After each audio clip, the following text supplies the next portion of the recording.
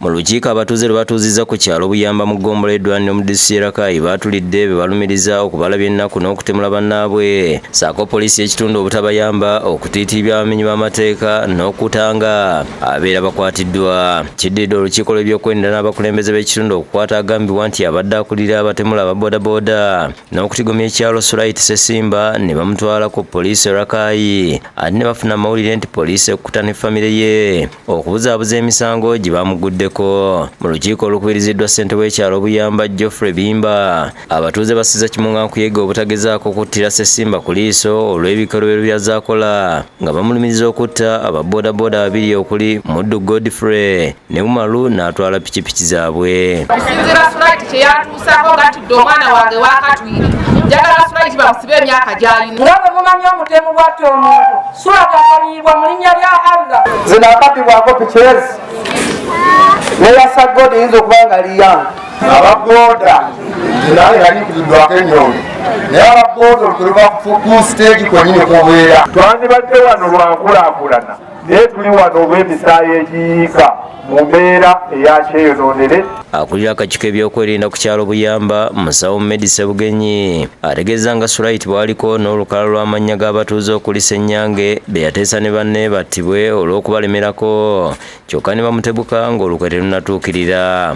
Omusajja oyo ne bakkaanya nti omutwe gwange bajja kugjawo bakuteeke disitansi naye ke basookere ku nze oluvannyuma bajja kudda ku abuto Buyamba ejja kuba tegoberera. Ye Abdul Ssenyange asomye n'amannya g'abamu ku bali mu kabinja ka Sulait nga n'abamu babadde mu lukiiko ne bagezaako okwegaana wabula omu ku babadde mu lukiiko n'alumirizaako omu nti bamala okukola ebikolobero yabavuga okubatwala mu basawo b'ekinnansi nti okusiba emisango. Netwakadde ensi emanye nti mwe kizibu siteegi zammwe nze Nsekera gwe ntera okwatagana naye kuba mukolera mpozi nga batutaddewo okubeera nti nze nkolera oli naye nze sinakolagana nani nasula wayite ewange ng'omukukusa omutwala ku basawo abaganda yesigeka kunkolo.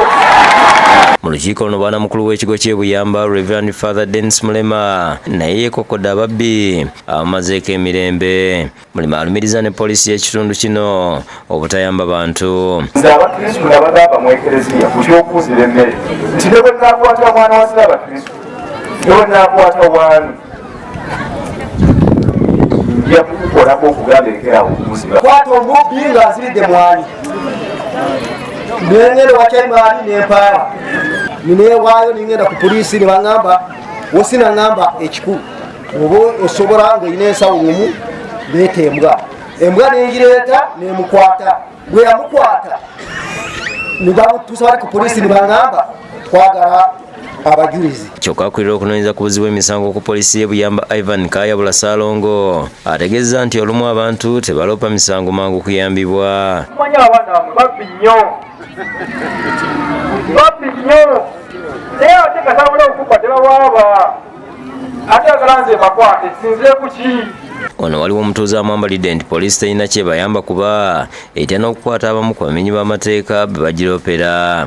Naye naffe bwe tujja tukuta abaddi ne tugamba mubbi ali wano bw'ateroga nti otakwatika kakati olwo oba okyali mugaso oba okyalinawo mugaso ku sitesoni bagali mazaawo poliisi y'e Buyamba wajjawo obumu bwojja kwenyirira mutuuze era bwe simanyi walozeeko ewana nolipootinga amateeka galo balivunagirawo okwagala ssente gye tugobye okwagala ssente gye tugobye n'okkuza obukugu mu bantu baffe naddala obw'okubba.